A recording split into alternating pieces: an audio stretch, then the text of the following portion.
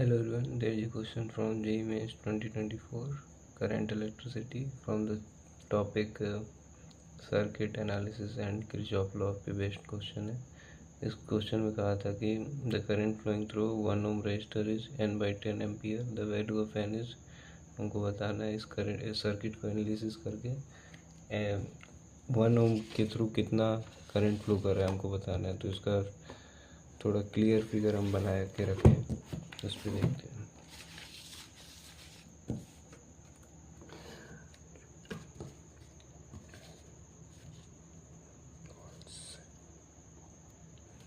तो यहाँ पे देखते हैं इस I1 को हमको बताना है 1 ohm के थ्रू कितना वो करंट पास कर रहा है।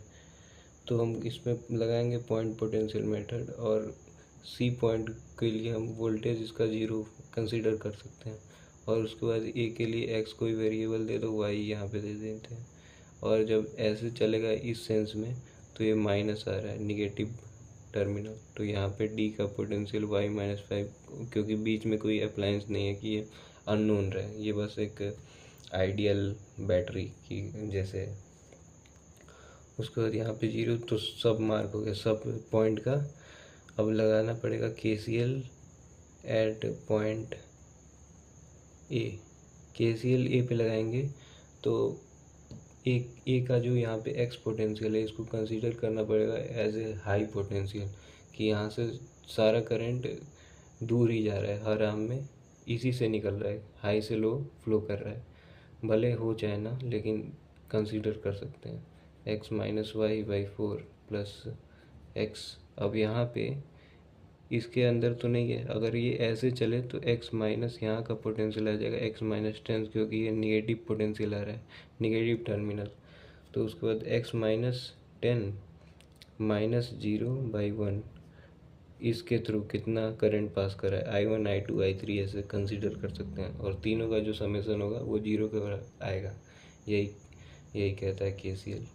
तो यहाँ पे अगर इस आर्म में लगाएं x-y+5, 3 आर्म में लगा लिए। उसके बाद अगर 4 से एलसीएम भी ले सकते हैं या फिर 4 से मल्टीप्लाई कर दो, उससे ज़्यादा सही है।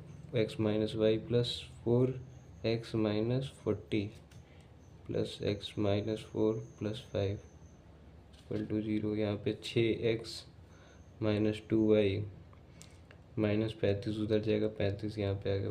इक्वेशन 1 बन गया। अगर यही KCL का जो इक्वेशन है यहाँ पे बनाना चाहें, KCL एट पॉइंट O, तो O पे कंसीडर कर लो कि जो 0 पोटेंशियल है ये तीनों जो फ्लो कर रहा है तीनों आर्म में, ये सबसे ज़्यादा है। तो हायर पोटेंशियल यहाँ पे है, तो यहाँ से सब करंट निकलेगा तीनों डायरेक्शन में। तो 0 - y। अब CV आर्म में हम निकाल रहे हैं, तो यहाँ पे था 2 ohm का रजिस्टर, अब इसमें निकालेंगे तो +0 - x+10/1 प्लस 0 - y+5/2 = 0। इसमें 2 से मल्टीप्लाई कर देंगे तो -y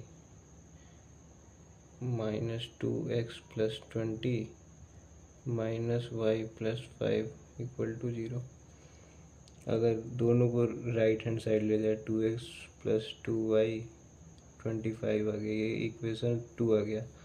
तो y वाला तो टर्म कट रहा है, 6x - 2y = 35, 8x = 10, 3 4 5 6 60, 60/8 2 15, 7.5 यहाँ पे आ गया, 7.5 आ गया, 7.5। तो यहाँ पे x की वैल्यू 7.5 आ गई, y का कुछ ज़रूरत नहीं है। तो यहाँ का जो पोटेंशियल आएगा x - 10 है, 7.5 - 10 -2.5 वोल्ट। तो ये लो पोटेंशियल हो गए। यहाँ से करंट, ये 0 पोटेंशियल है तो ये हायर है, तो यहाँ से करंट निकलेगा। तो I1 की वैल्यू आ जाएगी 0 - 2.5/1 एम्पियर, V/R 2.5/1। तो इसको n/10 में फॉर्म में पूछा था, तो 25/10 n की वैल्यू 25, यही आंसर आ जाएगा। Thank you.